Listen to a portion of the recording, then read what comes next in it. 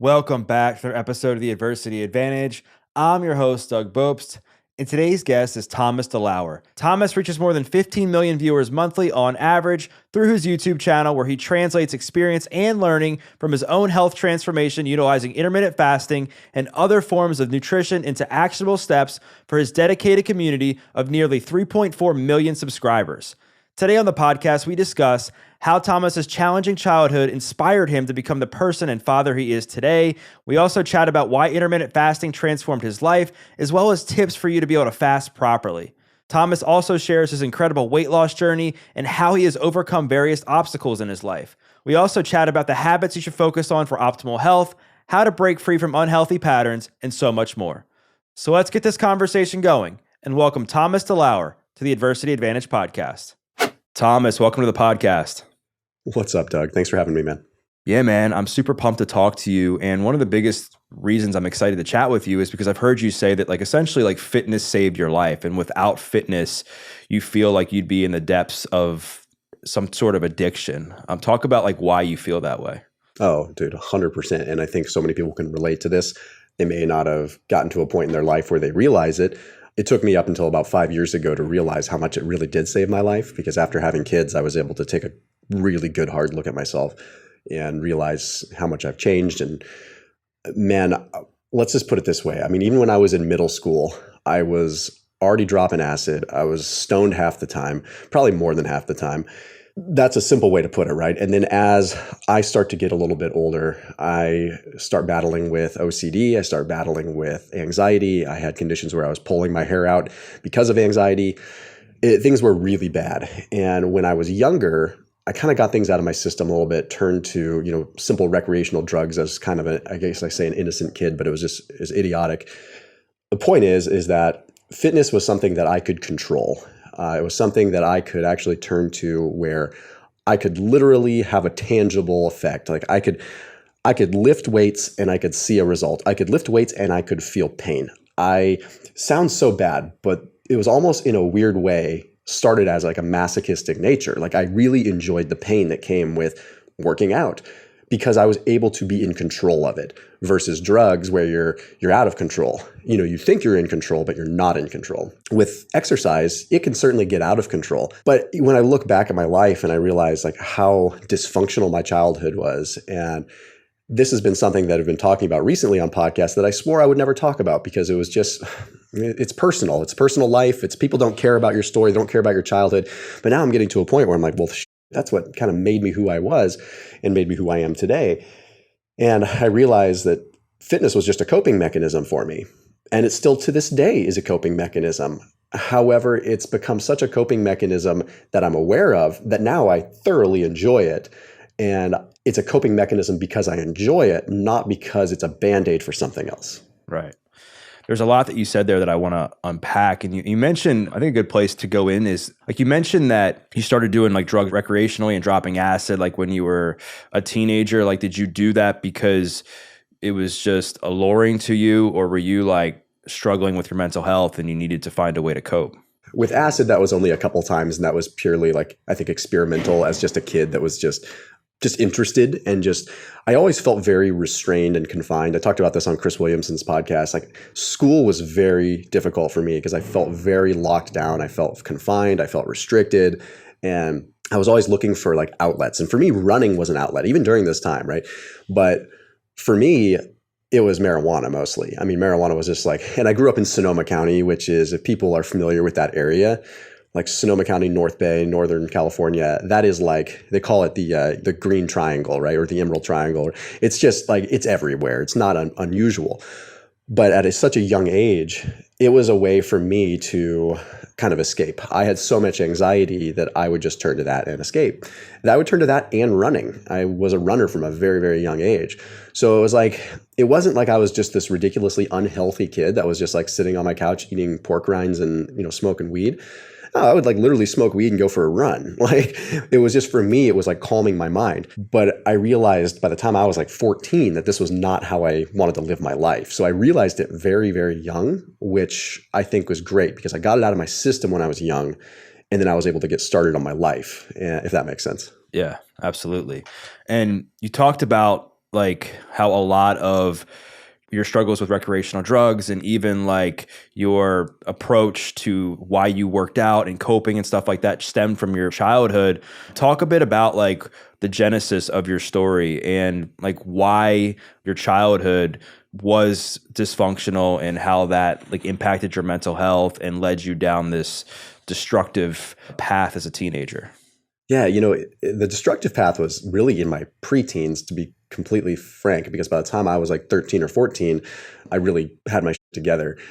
It's one of those things where my childhood did not seem dysfunctional during the time, right? I think from what I understand, more people I talk to, that's pretty normal to feel that way. Like, it's like, that's all you know, right? What is unusual when I look back at it was just the dynamic of my mom and dad and how I never really saw a whole lot of my dad. Like, my mom kind of commandeered the relationship a lot. And at the time as a kid, that was a really cool thing because we just liked to spend time with mom. But then we start getting older. We're like, hey, how come like we don't hang out with dad, even though you guys are together? And so as a result, the side effect of that was just we wanted to be around mom all the time, developed like intense codependencies on mom, especially me. So I developed very serious OCD that was related to my mom in terms of if my mom would go away and go to the store or something, I would be pacing, manic, pulling my hair out, wondering if she was going to come back. And all this consistent fear of abandonment, right? Like very serious issues. It stemmed from a pretty serious codependency, but a lot of those codependencies also manifested through athletics, right? So my mom was a runner. And if we wanted to spend time with my mom, we were doing the things she was doing. So we were running. So like I ran my first 10K when I was either 5 or 6 years old. And then I ran my first like half marathon when I was like 10, marathon when I was 11 or 12. It was insane. Like we ran a lot, like so much, but it wasn't, I don't want people to get the wrong idea. Like my mom was like so cool. It was like, she just made it seamless where we didn't feel like we were getting pressured into anything. Like it was awesome. We wanted to hang out with mom. But then like when I look back as an adult, as a dad, I'm like, I would never like, I probably would not encourage my kids to run that much, but I want to be careful not to throw my mom under the bus because she is like an awesome mom that exposed us to a lot of interesting things. And we really marched to the beat of a different drum. But then, by the time I was 13, my mom and dad got divorced and I opted to live with my mom, even though she was really struggling with a lot of issues at the time. She had a lot of, as a result of just some sexual abuse that she went through and some other stuff, she was really having a really, really rough time mentally. I chose to live with her because I was so close to her and developed this relationship with her. But I also needed to kind of help her and support her through this time. So I ended up going through independent study when I was in high school, which was like a way to concurrently enroll in high school through the Sonoma Valley High School, but also be basically homeschooled, even though I was technically a Sonoma High student. So by the time I got my worker's permit, I was working like 20 or 30 hours a week bagging groceries while going to school full time under my worker's permit. And then I would go to my other job, basically bookkeeping and filing stuff for like another 20 hours a week under the table because my worker's permit would only allow me to work like 20 or 30 hours a week as a kid. So I was like working more than full time while going to school full time to help my mom out, help support the family. And I just had to grow up really, really quick. And between that, just sort of being parentified in that aspect, but also just my kind of disrupted kind of young age, I went through it all really quick, grew up really fast. And fitness was like the one thing that I could kind of control. So there's a lot of different pieces there. And it's obviously probably a 12-hour story to really extrapolate, but. Yeah.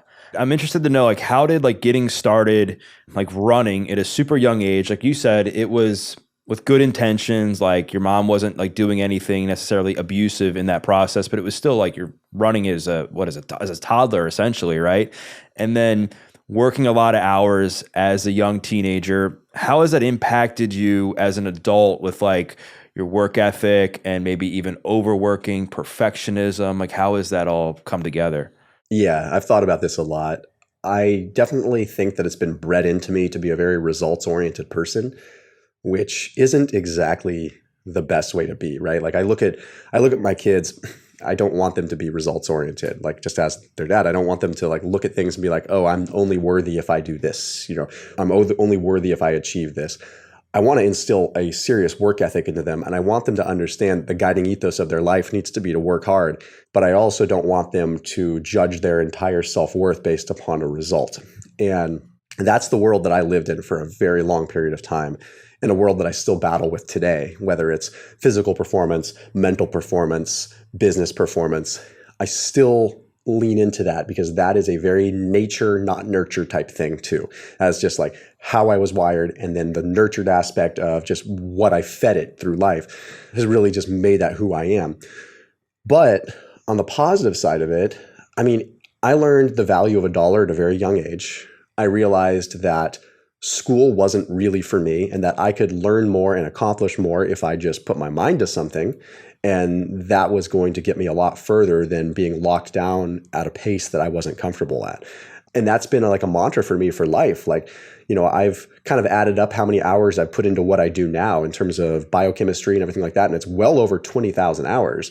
When I take a look back at like my career in healthcare coming into what I'm doing now, and it's like what the old saying is, 10,000 hours makes you an expert in something. I'm like, I guess I can legitimately call myself an expert. And it's only because like I had this unconventional way of looking at things that allowed me to just dive in head first and understand that A plus B equals C, and I can get what I want as long as I work hard. But how long can that last? Like you can only prefrontal cortex your way through something for so long before you burn out. I want to go back to school for a second. You mentioned that your parents got divorced when you were preteen, teenager. You mentioned that you started pulling your hair out. You struggled with some anxiety. You started recreationally doing some drugs here and there. What was like middle school and high school life like for you? Did you have a lot of friends? Did you have a girlfriend? Like, what was all that like? Yeah, middle school was, interesting. I didn't have a ton of friends. I had a small group of friends. I was in a band. I was in a reggae band, go figure, for middle school and a good chunk of high school, actually. Reggae band, then kind of turned into ska and turned into punk, So it was like, I had music. I was a drummer. So, music always helped me. Like, it helped me a lot. That was a big outlet for me. And I would make friends kind of in that culture. But unfortunately, like the music culture as a young kid doesn't really help some of those situations. It's like, there's the band life isn't exactly a good recipe for someone that's already, smoking so much weed anyway. But so middle school, like very anxious, lots of anxiety, a lot of legal drama with my mom and dad during that time. So it just felt very disrupted. Like didn't feel like there was a home, it felt because everything was just disjointed. High school, believe it or not, like I hated high school. Like I hated school the entire time. But high school, because my freshman year I was able to go into independent study, things were much, much better. I think a lot of the root of my issues were the fact that I was dealing with mental issues. I was dealing with OCD and anxiety. And I also had to navigate school. And I had to navigate kids being around me and like, making fun of me for pulling my hair out and stuff like that. That's never fun. So once I was in my own control, things were much better. And I met my wife when I was 16, she was 14. So we met in high school. We've been together since. So things got really, really good for me in high school. Don't get me wrong. Life was still wacky. Like I was still working hard and financially supporting a lot of my family, but things were good. Like I wasn't, I still was able to do sports. I was playing rugby. I was running cross country, but I was just responsible for myself at the end of the day. And when I look back, that's what made it so tough. Like on the outside looking in, it's like to other kids, like they just had normal families. Whereas like I was just responsible for myself. I was working, I was managing my own school stuff. It was just kind of crazy. So back then when you were going through all that, you were financially supporting much of your family. You're struggling with, like you said, anxiety. Your parents are going through like legal battles. Did you know that something was like off in your childhood at that time? Or did you like assume that whatever was happening was just part of the plan? I kind of assumed it was part of the plan. In fact, I mentioned this on Chris's podcast too. What was funny was that I remember my sister's 4 years older. She went into the Air Force Academy when I was, a freshman in high school. And I remember her just like always worrying about me and freaking the hell out. And I remember being like, what the hell's wrong? Like, I've got this down, like everything's fine. And I remember her always calling my mom, calling my dad and being like, what's going to happen to Thomas? Like, what's up with, is he going to be okay? And I'm just thinking to myself, like, what are you talking about? Like, everything is totally fine.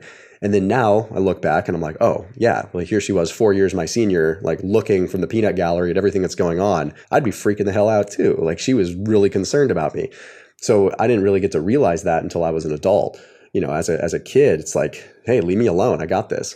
Yeah. And so as you transition out of high school, you've talked about how you met your now wife back in high school, and then life was good after that. I know you were still like, running, playing rugby, but then like what might surprise a lot of people is that you ended up gaining like a ton of weight. You weighed nearly 300 pounds, which I mean, I was shocked when I learned that. I'm sure a lot of people would be too when they hear that. Like, walk the audience through, like, what was that process like of going from this kid who you were like a skinny kid, right, to wanting to put on some muscle and bulk, and then you end up becoming somebody who's got all sorts of health problems? Yeah, man. I mean, we'll take someone that's already obsessive by nature. Yeah. And, plug and play, hey, I want to like build some muscle. And I kind of got obsessed. It was, started playing rugby, and rugby was kind of what did it. I'm like, yeah, I got to get bigger for rugby. And so between my like junior and senior year in high school, I already put on like 30 pounds, just kind of like putting on good muscle. And it looked good. Like, I kind of wish I just stayed there, but it was, I needed to go more. So after high school, there was kind of an interstitial period where I, just kind of maintained that. But then I decided that I, was looking at bodybuilding magazines and stuff. I want to get muscular. I don't want to run anymore. I started kind of hurting my knees running so much anyway. So I'm like, I'm just going to kind of focus on lifting. And so there was a period of time where, then getting into like commission only jobs, because that's what I was doing. I was in the healthcare world. So I got into kind of like a commission only job that was just high stress. And it was just dependent on me making money and dialing for dollars, cold calling and doing that stuff. Basically, it was like this slow progression of working out 4 or 5 days a week and eating 5,000 or 6,000 calories, trying to put on weight, to doing that while working out 1 day a week, and then eventually working out 1 day every 2 weeks, and then eventually maybe working out once a month, calling myself a power lifter because I would just go and like do a couple sets of squats or something. It was pretty pathetic, but I was still eating the same way. And when I look back at it now, I mean, it had to have been some means of self-sabotage. Like, it's like I totally knew what I was doing, right? And like, I've worked on myself and done the inner work enough to kind of recognize patterns there. I had periods and recognizable patterns of self-sabotage throughout my life, right? Whether it was drugs, whether it was literally running myself into the ground. And then I went through this period of self-sabotage where I just literally gained like 120 pounds in a couple of years. And that was such a robust weight gain that happened so fast. I made myself clinically diabetic, like by literal like blood sugar standards. I was like 144 fasting glucose. And it just goes to show, A, how quickly it can happen to people, but B, like just how bad the situation was. I remember my wife's brother like coming into our kitchen at Amber's dad's house, my wife's dad's house, and I had a tray of, it must have been probably like 3 or 4 bags of those cheap tater tots on the baking sheet, and I just pulled it out of the oven, and he kind of looked at me like I was making tater tots for everybody, and then I just dumped them all in a bowl, and I just sat down and started eating them, and he was just like, what the, like, wow, healthy food there, buddy. And I just remember that vividly because I just remember a big mountain of tater tots. That was one point where I was kind of like, maybe this is weird. Like, this isn't bulking. I'm not, you know what I mean? I'm not like sitting here like eating eggs and steak and brown rice. I'm eating tater tots, like thousands of calories of tater tots. So interesting. I can't unpack entirely what was going on in my head there. It had to have been some almost revolt against mom and revolt against my eating disordered past, because that's a piece we kind of left out. We skipped over. I mean, when I was 13, 14 years old, before I was getting into high school, I was really, really, really skinny, and I would basically not eat as a means of controlling myself too. So I used to like put my fingers around my wrist and kind of see if I could rattle my wrist around in my fingers. And that was like, for me, like a little coping mechanism, like, oh, cool, I can still rattle my wrist around between my fingers. Like, I'm skinny enough. And it wasn't like I wanted to be skinny. It was like, I just I wanted to control by not eating. So I already have this eating disordered past. I've got all this interesting history with running and drugs and whatnot. And I'm like, how could gaining 120 pounds not be within the same vertical as those issues? You know what I mean? Yeah. Do you think a lot of your disordered eating as you were bulking came from you just liking the taste of hyperpalatable foods? Or do you think it came from you just felt like you had started to lose some control in your life? You were super stressed. You were thinking about some stuff from the past. Like, have you thought about that? You know, I actually haven't thought about just the like addictive nature of food itself. You know, for me, like, I think there was a point where after a few months of kind of stuffing your face to try to gain weight, then you start realizing, yeah, this stuff tastes kind of good. And it took me, years to like break addictions. Like I always talk about, like when I first was losing weight, I lost weight with intermittent fasting before keto ever came into the picture for me, because I didn't want to let go of a lot of those foods, because fasting worked for me because I could, go 16, 18 hours without eating, but I could still have some milkshakes and I could still have some junk food. And it just worked for me because I still had that. Then later on, I sort of refined it because I had a hard time letting go of those foods. Like once you have the taste of that stuff for a couple of years, like it could have been very, very, very bad. Yeah. You talk about this, I guess it's now a famous story of how this all kind of came to a head, of where you're weighing nearly 300 pounds. You're at this Jack in the Box, right? Getting food. Like secretly you would drive to, I guess, this fast food spot to get some fast food. And then you had somebody that I guess was an acquaintance at work that kind of saw you. And then you kind of felt this sense of shame. My question is, like you said, you knew that like you weren't necessarily healthy like throughout that time. Did you always care about what people thought? Because I know that was like the thing that drove you to change, was having somebody you really didn't know that well, like look at you a certain way. Yeah, dude, it's funny that you say that because everyone, looks at that story being like, yeah, because what was interesting about the story was that it was so nonchalant, where they didn't look at me and say, oh my gosh, look at Thomas eating tacos. It was like, wow, like this is the lens that they see me through. So yeah, I have always been somewhat of a people pleaser, and I have cared too much what people think. So much so that it's caused, multiple iterations of myself and constant refinement to make sure that I am maybe, I've always internalized it in a way to try to be as authentic and honest as I possibly can, because I think it was Kobe Bryant that had said, that I love, he's like, it's really hard to hate someone up close. That's always been kind of my mantra. It's like, I can share who I am and what I am and why I tick, because like, I think if people understand that, they get it. But with that comes a lot of grief, because trying to get people to see you a certain way, you're never going to get them all to see you a certain way. And I think we see that especially nowadays. So back then, it absolutely was that. It was like, okay, this is how this guy sees me. Is this how the rest of the world sees me? And what the heck am I portraying? Like, this needs to be corrected. So yeah, it was sort of guilted in by shame, but I don't regret it. I think it was the catalyst that I needed.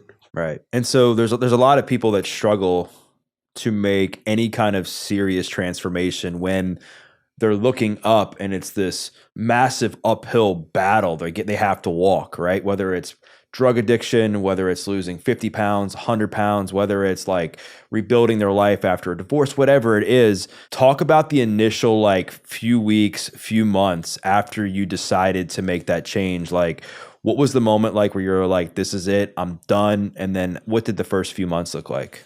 Yeah. So, I mean, within about 2 weeks of that moment, I started intermittent fasting. And this was, I guess it would have been like 2012-ish, 2010, 11-ish, something like that. So it's like, this is before fasting was like a real big thing, So it wasn't like I jumped on some fad. I jumped on something that made sense, that some really close business associates of mine had mentioned, some physicians that I really held in high regard. They're like, hey, like this might work for you. And it was because of my genuine curiosity that they kind of brought it to my attention. It wasn't like they came to me and said, hey, you need to fast because it's the way. I was like, hey, what do you think would work for me? Like, you might want to try this. Like, we've seen some good results with patients doing this. And it worked so damn fast for me. So it was like, within the first month or so, I think I had lost 20 pounds. And first 3 months, I lost 50 pounds. And that was such a motivator for me. And then of course things kind of slowed down and kind of go through the natural plateaus and stuff. But what was going through my head was I just turned into a machine. I was like, here I was like at the time, like maybe 270 pounds after losing some weight.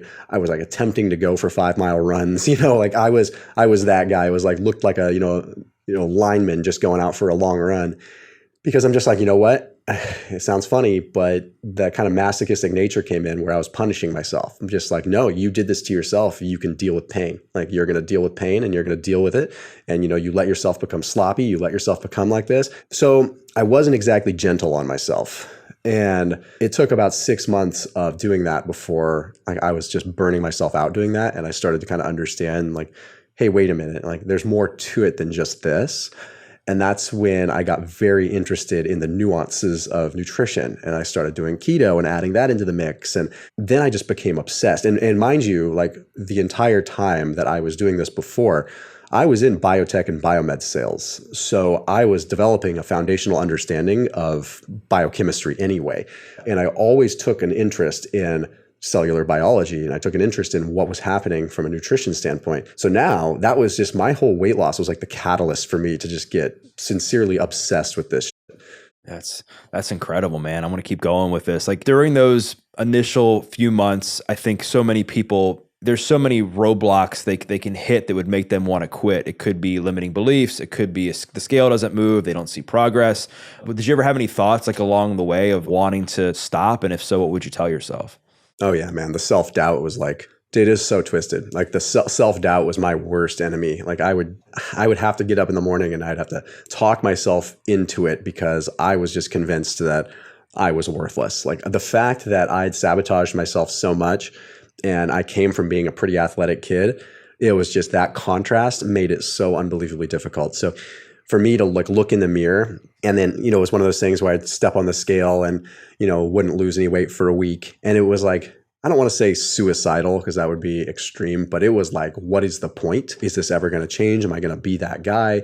And it became all the more frustrating because I was such an athlete in high school, right? It was just like, this is not me. Like, this is not me. This is not what I'm supposed to do. This is not what I'm supposed to be. And, in the back of my head, I can just like hear my mom telling me as a kid, like, you got to be faster. You got to, like, it's just, and I'm just like, I'm disappointing everybody. And meanwhile, my wife has been with me, like I said, since I was 16. So she's been with me this whole time. And like, all I could think about was like how sweet she was by not like ever making me feel any bad way about how I looked. Like she just loved me for me. And all I could think about most days was just like, this poor woman she's going to have to leave me for somebody else. Like this is like, she does not deserve this. She's smoking and here she is with this guy.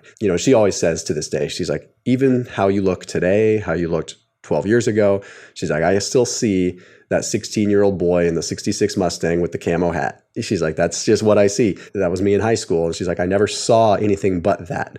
And I believe her, but it's hard for me to imagine, someone loving you that much that they see that, especially when I was doing this to myself. We'll get back to the rest of your weight loss journey in a second, but just diving into the relationship with your wife, obviously you've said that she's been like essentially your biggest supporter, right? Since you guys met and been there for you through thick and thin. What has your relationship with her looked like throughout this process? Did you guys ever hit any speed bumps in your relationship, given all the hardships you went through? We've, of course, had speed bumps. I think all relationships do. We've had our fair share of things that we've worked through. Right. We've, it's going to be 19 years that we've been together here in this next January. So in that time, of course, marriage is difficult. Like being able to be a unit, really think as a team, that's difficult, especially when you are a hard-nosed, like results-oriented, independent person. My wife's journey is very different from mine, but her family dynamic wasn't too far off from mine. So her family was very disjointed. Parents went through a brutal divorce when she was around the same age I was when I did that. So we found each other and we just glommed onto each other and we supported each other. So we really just leaned on each other all the time. That was just how it was. And we would go through these struggles and we would tend to lean into each other rather than kind of stiff arm each other. A lot of times when relationships are stressed just because one person is dealing with something and they don't lean into each other. So we've been very, very good about that. But, where we've always had struggles and where we always continue to work through is, we're both very independent people, but we come together as a team and not losing independence when you're together for so long. And also like the insecurities that come, I can't imagine like for my wife, it's probably very difficult with what I do for a living, where like there's a lot of attention on me and a lot of it is somewhat focused upon how I look. And she knows that that's pressuring for me, but it's also got to be pressuring for her because then she feels this indirect pressure to look a certain way because women can be catty and can be interesting like that, right? Like they're going to judge her on how she looks because she's with me and she needs to, if I'm in great shape, then she needs to be in perfect shape. And she's kind of from the same school of thought as I am, where she was always trying to please people and really cared a lot what people think. So it's a personal battle for her. And it's something that, we always have to work through, like making sure that she feels loved and make sure that she feels cared for and supported and safe. And that's really difficult, like, 'cause it's not safe in the sense of providing and, roof over the head. It's like truly emotionally feeling safe. Right. It seems like there's been a lot of maturity in your relationship over the years. You talked about how you guys have always been there to support each other, not to stiff arm each other during hard times. And yet you guys both, I would say, grew up in like chaotic environments during your childhoods. Like, how did you learn to like navigate a relationship in a healthy way? I think navigating the relationship in a healthy way is only something that's happened in the last decade. I think for the first half of our relationship, it was kind of unhealthy because we were each other's coping mechanisms. Like we were codependent in a lot of ways, even though we were independent people. Like a lot of our identity was wrapped up in ourselves as a unit. And with that comes a lot of interesting psychology, right? So I think that my pressures of losing weight and looking a certain way and going through it, like that put pressure on her and that put strains on our relationship. And then, the second half of our relationship, I think maturity just happened. And then having kids, you really realize real quick, like, wait a minute, like, we need to be a unit and we need to have like legitimate empathy. And that's one of the things that she and I both just really work on to this day is like, if you just really just open your heart up and open your mind up to what the other person is saying and stop trying to strategize and just listen and really understand, like that's 9 out of the 10 things that you need to make the marriage work is just legitimately understand. Right. Absolutely. And I think it's amazing that you've been able to, grow your relationship, transform your relationship and stay together through thick and thin throughout this entire process. Like, even though like both of your parents' relationships ended in divorce. So I think it's incredibly inspiring. I want to go back to your weight loss story. So you talked about how you got into intermittent fasting, you lost some weight. Then you got into wanting to explore more of the nuances of nutrition and healthy eating. Walk the audience through like, what was the rest of the process like for you? Like what type of eating pattern did you do? And then how did you end up getting to the place where you wanted to help other people use fitness to change their lives? Yeah. So keto came into the equation and that just became a catalyst for everything. I mean, that's like, I liken it to the mental benefit that I got when I added keto into the mix just sparked an entirely new like life into me. So for me, it took another year and a half or so for me to really lose all the weight. But during that period, I was just unbelievably interested in what was going on. I was constantly on PubMed. I was constantly in the world that I was in. I still had a lot of, research contacts, a lot of physician contacts. So I was bothering my mentors all the time, just like learning this stuff, just like, why is this happening? Like, okay, what is hormone sensitive lipase? Like, what is this? Like learning about fat loss and just becoming obsessed with it. And that's kind of been a lot of my mantra for a lot of things in life is I just get obsessed with it. Like I get so interested in it. So with that, once I lost about 90% of the weight, I would say, I said to my wife, I'm like, hey, like maybe I'll do some photo shoots and see if I can like get on the cover of a magazine or something, see what kind of happens. And, this was all kind of during the time when social media was just kind of, I don't know, it was kind of the Wild West anyway. So you could actually post something and people would actually see it, unlike it is now, where it wasn't so algorithmically tethered. So I was kind of like posting pictures of my journey and like where I was and after losing weight and being in shape and stuff. And I got lucky enough to shoot with Robert Reif for a magazine cover for Muscle, or it wasn't going to be for a cover. It was just going to be like for a feature in a magazine because I reached out. And I just kind of kept pressing the editors. I knew from my like recruiting background, I knew how to reach the contacts at magazines because I'm like, okay, I see this fitness industry and I see that most of the people in this industry don't understand how business works. And they're just so focused on vanity. I'm like, let me just like reach out to these editors directly. And so I got to the editor of Muscle and Performance magazine. And they're like, yeah, you've got an interesting story and you lost this weight. Now you're in shape. Like, sure, let's do a shoot. So I did a shoot with Robert Reif. And then like a couple of weeks later, he calls me up and he's like, hey man, guess what? We got the cover. And I was just like, holy. So like my first photo shoot, I ended up getting a cover. And then the rest kind of took off from there because once that cover released, then it was a little bit more mainstream media exposure along with my story. And then it was during that period of time where I was kind of putting some videos out there on nutrition and just like a little bit of my story and just general nutrition, just because I was, trying to find my way. I was in a new business. I exited the company that I was in and I was like, I don't know what I'm going to do with this. I remember talking to my, someone that was in the private equity world with me before that was like a big investor. And I remember calling him up in kind of the hopes that maybe he would help fund what I was planning on doing, which I didn't really know what it was. So I called him up and I'm just like, hey man, I lost weight. Like I got these magazine covers. I'm going to try to do something on social media. I don't really know what. And he kind of politely laughed and was just like, yeah, well, he's like, you can't really monetize content. And this was, back when it was like hard to do it. And I was like, oh man, he kind of shot it down. He's like, I don't know if that's the best idea for you. But for me, that was like, well, that's all the more reason for me to try. So I started kind of making some videos and putting some stuff up on YouTube. And then people were commenting like, hey, you're really good at explaining this stuff. Like you really have some passion and you articulate it well. And my wife's going, I've told you this all along. She's like, you've always been like, I was a really good salesperson. I was really good in my role. I was really good in biotech and biomed stuff. And it was, she was, I just figured I was just a decent salesperson, but it was probably just because I was good at communicating. So that's when I realized, you know what, I should leverage this mainstream media exposure. I should leverage my story and see if I can actually do something where this is actually what I do for a living now. And man, it took off fairly quick as far as the content was concerned. I mean, I think when you put good content out there and you focus on production quality, and which was a big thing for me, I was like, okay, I'm going to do this. I'm going to do it right. So I took some of the cash that I had laying around and I said, you know what, first thing I'm going to do is I'm going to hire an actual team. I'm going to hire a couple of videographers and I'm going to do this right. And that was back in the day when, 2014, 15, when people weren't really investing heavy in video quality at that time yet.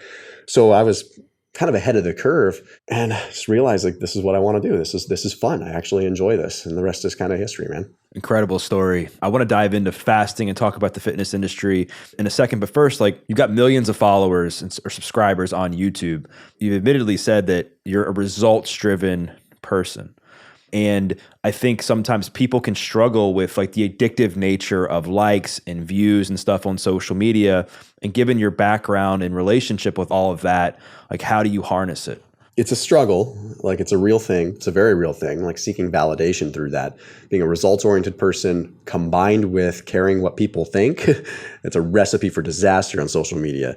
So on one hand, I accept the fact that I'm not going to make people happy. Like I'm not going to make everybody happy. That's an easy acceptance.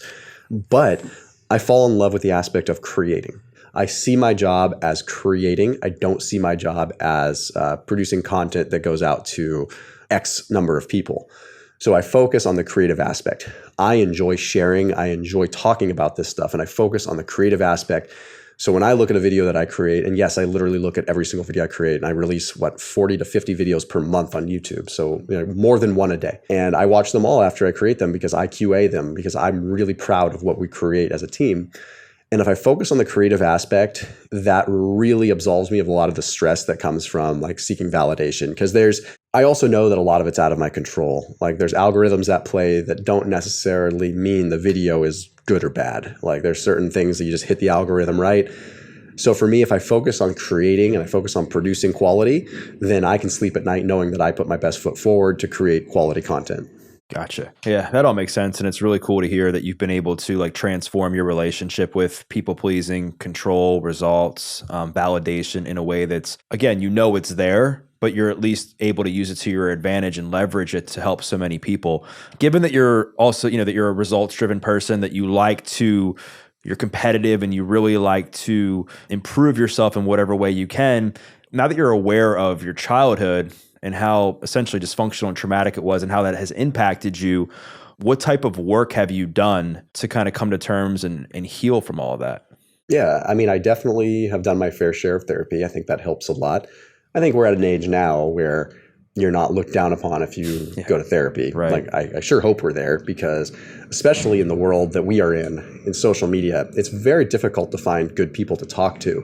It's not the same to be able to just like text somebody or to get validation from like your followers. Like you need to have real people. And therapy has been a big piece of it, just to be able to unload, like just, empty my bucket, so to speak. Meditation has been just a huge aspect of my life. It has been for like the last 6 or 7 years, but also being a very active parent in terms of understanding how my children tick has helped me understand how I tick.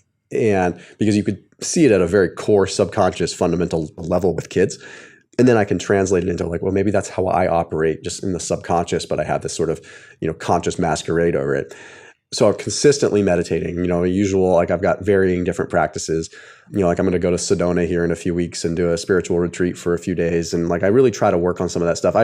I've wrestled back and forth with, going down to Costa Rica and Soltara and doing ayahuasca and stuff like that. But the reason I haven't is because I'm totally open to it. And I think it's great for a lot of people, but I think I'd be more inclined to do it in a clinical setting via psilocybin or ketamine or something where I'm actually with people that really know what they're doing, because there's a lot to unpack in my childhood. And although I have no issues with, people that go down and do it, obviously, like, worked amazing for Ron White with his alcohol addiction. Like, his stuff is apparently very amazing, but you only hear the success stories. And I get concerned that, like, okay, if you've got a lot to unpack, that could easily go the other way. And I'm not willing to jeopardize that. I want to do things right. So I've become increasingly interested in that. And in California, you've got like Santa Cruz County, you can go and do, actual like psilocybin therapies where you're actually doing. So that's very interesting to me. I haven't gone down that route yet, but it's something that I'm considering. Yeah, you brought up a good point. Like, that's one thing that I think is something that people need to be aware of, is like, what happens after you do the ayahuasca and you find out you have all this deep-rooted trauma. Like, there has to be some sort of therapeutic plan to help you like navigate that path. We talked about like your relationship with your parents, like growing up and how that impacted you. How's your experience with your parents helped shape who you are as a dad? Yeah, I think that is where, some things I do out of spite, like to make sure that I don't act a certain way, kind of breaking the generational parenting kind of chain there. It definitely makes me aware of how I talk to them, how I deliver, what's the underlying like seed that I'm trying to plant. Like, is there an agenda? Is there very careful not to ever, it's so easy to say things about other people, even when they're not negative in nature, but how that can be perceived by a kid to make them a very critical person. My parents were very like critical, and that kind of made me very like psychoanalytical to everyone that I met. And so I try to teach our kids to be very, very open and loving. Also try to teach them to have flexibility with their diet while teaching them fundamentals. Instead of saying like, hey, you can't eat that or you have to eat that, I let them kind of learn for themselves and teach them to listen to their body. Like, certain things where like there was a lot of rules set in place for me as a kid that made me want to fight back, that made me want to kind of rebel in certain ways. And, so far, my kids are young, 5 and 3, but I think we're doing a really, really good job. It's more so just how I look at them. And I want to spend every moment with those kids. We also are homeschooling our kids just because we want to give them it's the best possible experience that we can. And we're not keeping them away from other kids. Like, we're doing like a hybrid program where they can still go to school a couple days per week, but so they get the social aspect. But like, I really feel like it takes a village, like, to really raise kids properly. And I feel like it's sort of unconventional, like the system that we're in, where it's like I want to be with my kids. I want to like have our close friends and family that we have help us raise our kids and really teach them by doing, rather than just dropping them off and saying bye. Not that there's anything wrong with that. I feel like that's just the way society is. But I want to break that pattern with our kids a little bit. So yeah, they're my best friends. But it's crazy. I love being a dad so damn much. That's beautiful, man. Transforming the pain into purpose. I love how you've been able to do that. I want to shift gears and talk about like the health and fitness space. Obviously, there's a lot of polarity right now. There's a lot of disagreement. There's a lot of confusion. There's a lot of information. And we're going to get into that in a second. But first, let's talk about one of the things that I think is often thrown around in there, and that is fasting. I know you've had a lot of success with fasting. I've had success with fasting. There's plenty of people. Talk a bit about why, in your experience and in your belief system, why fasting is so beneficial for people. And if somebody wants to try intermittent fasting, like, what's the best way to do it? Yeah, I think the biggest reason it's beneficial for people is it's beneficial for the people that are very black and white, on or off type mentality, which definitely describes me. So for people that are hard charging, very focused people, it works tremendously well because they can just flip a switch, say, hey, I'm not eating. This might be a struggle. This might be a little bit difficult. Then I flip a switch and I have some flexibility. Like, for me, I lost the first 50 pounds because of that. It was a more flexible intermittent fasting approach where I was simply restricting the time that I ate, and I still didn't change my diet all that much, but the weight just fell off because I could suffer and I could grit my teeth through a little bit of it. And I know some people will say, oh, that sounds like eating disorder territory. I disagree. I think if you have a propensity for eating disorder, then maybe you want to be cautious. But you also need to understand that, like, it's also risky to be very overweight. So for me, being able to say, hey, I'm just going to turn this off and then I can turn it back on. Close that door, open that door. It worked so unbelievably well. So I think and also people just get this really good mental clarity that comes from it. And that was a big aspect for me. Like, that's why I still fast to this day, is I just feel mentally clear, when I do it. So I feel like, if people are wanting to engage in it, I think they need to make sure that they, don't overthink it. I'm guilty of putting a lot of content out there that makes it messy and makes it complex, but that's also for the more advanced people that are progressing. It's very simple in nature. Don't overthink it. Give yourself an eating period that works for you, that works for your schedule. Give yourself a fasting period that makes you feel the best. Make sure you're hydrated. Make sure you get enough protein. Make sure you're working out, and you're going to be fine. Yeah, I love it, right? Because I think the majority of the people, they overcomplicate fasting, and they're like, oh my gosh, this mean I need to fast for like 3 days? Does this mean that I can't have water? Does this mean I can't do this? And it's like, no, you just have to fast, pick your window that works for you, make sure you're eating enough protein, make sure you're getting enough calories. Because I think that's the other thing too, is like, I'd love for you to touch on this, is a lot of people, they think when they fast, they don't have to worry as much about calories, right? Because they are quote unquote fasting. I would love to hear your take on that. Yeah. I mean, obviously calories are still very important, and it's very easy to, when you go into a fasting period, or when you go into your eating period rather, to simply not eat enough, right? And next thing you know, you're just restricting calories so aggressively that you have this pretty big slowdown in your metabolic rate. And that's going to make it very hard to lose weight, because how do you get past that? You have to restrict calories more, right? So one of the things that I tell people when they first start fasting is say, do your very best to keep your calories somewhat close to where you were before. And if it feels like you're stuffing your face, then you probably are. So don't stuff your face. So if people think, okay, let me look at how many calories I eat in a regular day, and let me try to eat that same amount on a fasting day where I have a compressed eating period. Most of the time they will tell you they can't eat that much, right? Most of the time they'll tell you oh no, I'm full, which is a very clear indicator that, okay, well, people are having success because yes, they're eating less. But in the few occasions where people have consistently eaten the same amount, they still seem to lose weight. And why that is, I mean, there's a million different potential reasons. Nothing that I could outright say hey, make a solid claim and say, hey, person A does simply counts calories, person B eats the same amount of calories, but in a fasting state, will person B lose more weight? There are circumstances where that happens, but I think there's a lot of different things at play. There's insulin dynamics at play. There's AMPK. There's all kinds of different systems and processes that are making things different for one person than another. So the bottom line is that if you just restrict calories too much, whether you are fasting or not, your body is going to adjust to that. And you need to make sure that you are eating enough calories, whether it's on your eating period or on your non-fasting days. So some of the tips that I give people, look at your calories over the course of 7 days versus every day. Because if you're fasting, you can probably accept that you're going to eat less. So maybe you make up for it a little bit on your non-fasting days. Also, don't fast every single day, because then it just becomes normal. Try to let fasting be the anomaly and the shock to your body so that you occasionally get that power out of it. If you're fasting 16 hours every single day, your body doesn't really see that as fasting anymore. It just sees it as status quo. Right. But do you think that people can get benefit from, say, having a 12-hour eating window most days of the week, and then maybe a couple days they shift it into the 16-hour fast? Oh, yeah, for sure. I think, that's generally my rule. 12 hours is kind of what I follow every day. I don't really consider that fasting. I consider that a healthy pattern. I feel like we need to give our body a little bit of a break. I feel like 12 hours is a great number where it's not hyper aggressive. And I feel like that's a good baseline for people. And there's benefits to that 12 hours too. There's still benefits when it comes down to insulin sensitivity. There's still benefits when it comes down to caloric restriction. There's still benefits when it comes down to sleep, simply by cutting out food a little bit earlier. So there's all kinds of benefits that come from that. And then you occasionally have the days where you push it a little bit longer with a 16 or an 18. And that way, those are your longer fasting days. So 12 hours is just a tremendous baseline. Stop eating at 7 p.m., open it back up at 7 a.m., something simple like that. What about working out while fasted? I know that sometimes can be a roadblock for people because they're just so convinced that they have to eat something before they exercise.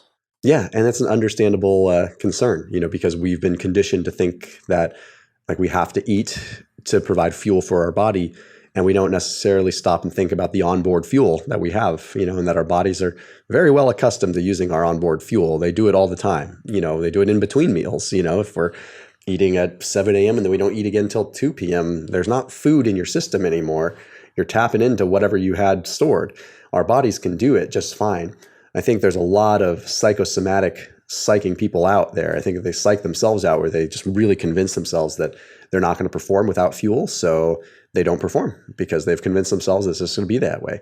I'm guilty of that in the opposite way, where like I train fasted so much that I don't feel that good when I eat food. So now when I eat food and then I work out, I feel like, and I know that a lot of that's psychological because I've kind of conditioned myself to feel that way. It just goes to show that like there's two sides to that coin. So no, you're not going to just break down muscle. It's very important to actually work out while you're fasting, because that's kind of sending a reminder to your body that this muscle is important to maintain and that you shouldn't burn it up. It's not like your body, electively just starts tearing down muscle fiber as soon as you work out. That's not how it works. Like it doesn't just break down muscle. We're not that pathetic. Let's put it that way. Like our bodies are pretty well designed to prevent that from happening, because otherwise, from a survival aspect, every time we'd run out of food, our body would just break down muscle and we'd eventually just die, because especially ancestrally, like we probably went extended periods of time without food. So if that was the way that our body standard operating, no, we wouldn't survive. We never would have survived as a species. So as long as you are keeping tension on the muscle and you're moving your body and you're not just laying on your butt fasting all day, like you're going to maintain muscle just fine. Some great points there. And I think I would also remind people that before they're doing a fasted workout to make sure that they're staying hydrated with water. I found that's always been something that's been important for me and other people that I know when they're doing like a hard workout. Totally. Absolutely. I want to spend the last few minutes talking about the fitness space, because I know you were somebody that was always like, in a way, kind of dogmatic with your approach in health and fitness. And I know recently you've kind of made this shift where you're like, you know what, like this content can be for certain people, but for the general population, it's not really helping people as much as it could. Talk a bit about why you made that shift and how as a collective, as in the health and fitness space, as professionals, we can do better. Yeah, actually one of the tipping points for me was when I created a video talking about adding carbs back into the diet and cycling through carbohydrates properly. And the overwhelming amount of comments from my own keto community saying very hurtful things like, Thomas is addicted to sugar again, here we go, like horrible things, right? And as someone with a disordered eating past, stuff that actually cut me. And I'm just like, you know what? Like, pardon my language, but this. Like, no, like my community is just as bad as the vegans now. And it made me realize that I'm like, I don't want to support this behavior. Like I created monsters because I was so dogmatic in my way of thinking, because it worked for me. It was never malintent. I wasn't trying to like go out there and be like, keto's the only way. I'm just was talking in an echo chamber where that's all I talked about. So on the surface, it looked like this is all this guy eats, sleeps, and breathes. And in reality, this is all I talked about because it was the research I was interested in. I never had, in fact, if you look at my content, I mean, I had vegan keto options. I talked about carnivore. I talked about carb cycling, whatever.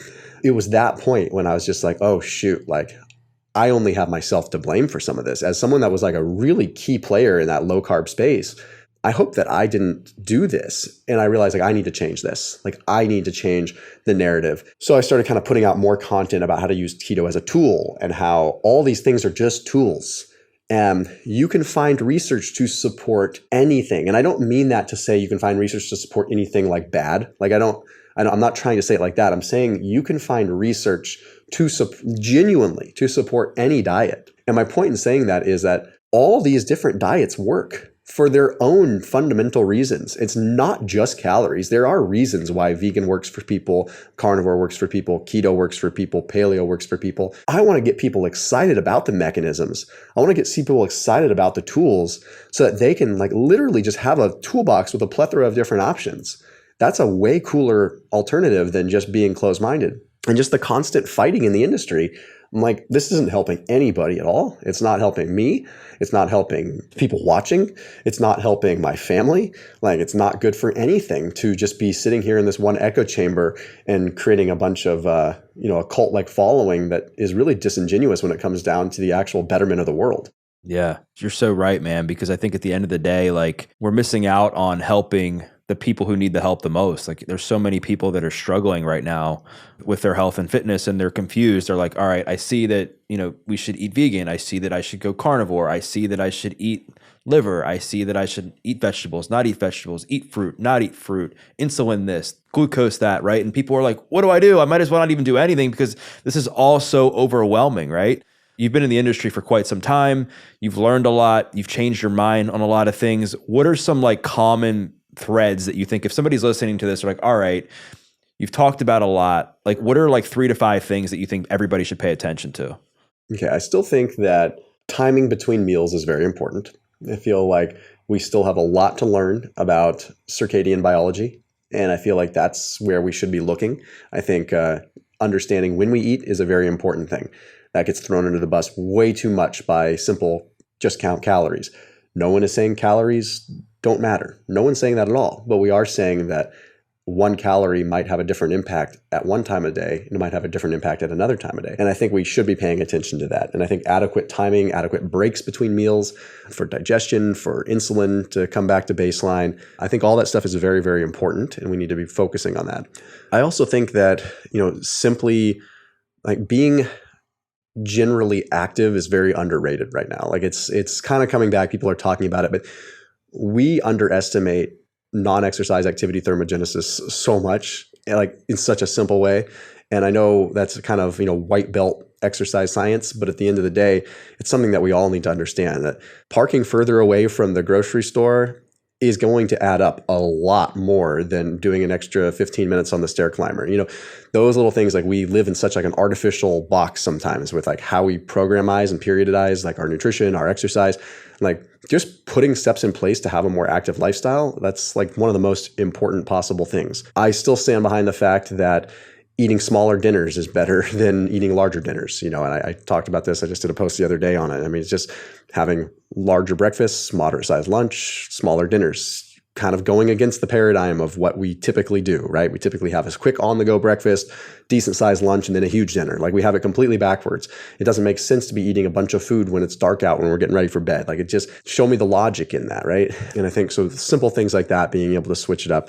I also think changing our relationship with food is something, very, very important. We need to understand that food is fuel. And I know that some people aren't going to like when I say that carbs should be earned, because that sounds like a very disordered way of looking at it. But I'm not saying that you need to go out for a run to earn a donut. I'm saying that carbs are fuel, and our body can function just fine without taking carbohydrates in. And I'm not saying people should do keto. That's not what I'm saying. But I'm saying that carbs should be seen as a fuel. And if we can actually just look at life like that and look at our nutrition like that, it makes so much sense. It's like, oh, well, I'm going to use this energy. It makes sense to consume carbohydrates because that's energy. If I'm going to be sedentary, I won't consume these carbohydrates. But instead, like we're so busy trying to make everybody happy all the time, and we're so busy trying to make sure that feelings don't get hurt, that we don't actually look at pure logic. Like carbohydrates are fuel. Let's use them as such. They're not bad. They're just fuel. Yeah. Some great points there, man. I couldn't agree more with everything you just said. And I think that's a great like starting point for somebody if they're looking to transform their relationship with health and fitness and really start to either whatever their goals are, whether it's to increase their lifespan, whether it's to lose body fat, whether it's to get stronger, whatever it is, right? That's a great place for people to start. Move more, pay attention to when you're eating, pay attention to how you're eating, types of foods and all that. Last question I have for you is that there's so much information out there in the community and people see everything. They kind of, after listening to conversations like this and others, I think a lot of people in a way have an idea of what to do. And I know that one of the things that holds people back is like their habits and behaviors like around health and fitness. What advice do you have for somebody who's really struggling to like break free from some of those unhealthy patterns they have with their health and fitness? Yeah, I would say managing your peaks as far as dopamine is concerned. It sounds like a very complicated thing, but it's actually quite simple. Dopamine is the root of a lot of our need for eating and not the best behaviors, right? Whether it's pornography, whether it's drugs, whether it's whatever. Being able to, there's a couple different ways to sort of reset dopamine a little bit. You can dopamine fast, where you just kind of like have very little stimulus as much as possible. You try to like not touch your phone, you try to not eat, you try to not have overexcitement, you try to just like be very chill, like go sit in nature and literally just dopamine fast. And as cheesy as it sounds, I mean, it really does actually work, because like dopamine can come back to baseline pretty quick, but it's much better to just kind of manage your dopamine spikes. And what I mean by that is understand what gives you really big surges of dopamine and really come to terms with that. Really be aware. When you pick up your phone and you doom scroll on social media, you're feeling something. You need to stop for a second and recognize that feeling that you're feeling. We all feel it. We get a little bit high. And it's the same kind of thing if we stop and realize when we grab a handful of food, wait a minute, I'm getting a little bit high. Like I'm actually like, if you stop and you think about it and you let yourself feel it, you feel that high. You really do. And you can understand that like, wow, like my body is craving this. But then what happens is we start stacking these highs on top of each other, and it becomes like doing a drug while also doing another drug, while also having sex, while also watching porn, while, next thing you know, your dopamine spikes are so high and you've gotten it in such an easy stimulus that your body just craves more and more and more. So what I say, manage your peaks. Try to isolate things that give you pleasure. So if you are going to go on social media, try to isolate going on social media where you're just doing that. You're not also eating and getting gratification that way. You're not also drinking coffee and scrolling social media. Coffee is going to be a big dopamine hit along with increasing dopamine receptor density. So it's like everything you do while you're quote unquote high on coffee, you're getting an extra dopamine hit from. So isolating these things, although it sounds like, oh, that sounds like I'm going to live a terrible life. No, it's just being smart about it. It's understanding and managing, because we live in a world where we are constantly bombarded with dopamine hits, and it's making us very depressed, unhappy people that just want to find comfort in food and sex and porn and video games and all that stuff. Managing dopamine, man, that's like one of the most important things that anybody can do with their lives, is to be able to learn how to like have a healthy relationship with that. Because like you said, dopamine can be really unhealthy if you let it, but it can also, obviously there's so many benefits to dopamine. So making sure that people have a healthy relationship with that. So Thomas, man, I wanted to thank you for coming on and being so vulnerable, so open with your story. And I think people are going to really enjoy this conversation. So if people want to connect with you further, where's the best place to do that? Yeah, Instagram, just Thomas DeLauer. YouTube is also just type in Thomas DeLauer, thomasdelauer.com. Yeah, that's about it. Awesome, man. I will make sure to include the links to that stuff in the show notes. And for those listening, what I invite you to do is to share a takeaway. We covered so much in today's episode. We talked in depth about Thomas's story, his childhood, what all that was like, his fitness journey, the ups and downs and all that, and how he's completely transformed his life to be able to now help other people. We talked about his relationship with Amber. We talked about fasting. We talked about the health and fitness space. Whatever the takeaway was, make sure to tag Thomas and tag myself, because we'd love to hear your feedback. We once again thank you for listening to this episode of The Adversity Advantage. I'm your host, Doug Bopst, and we'll see you next time.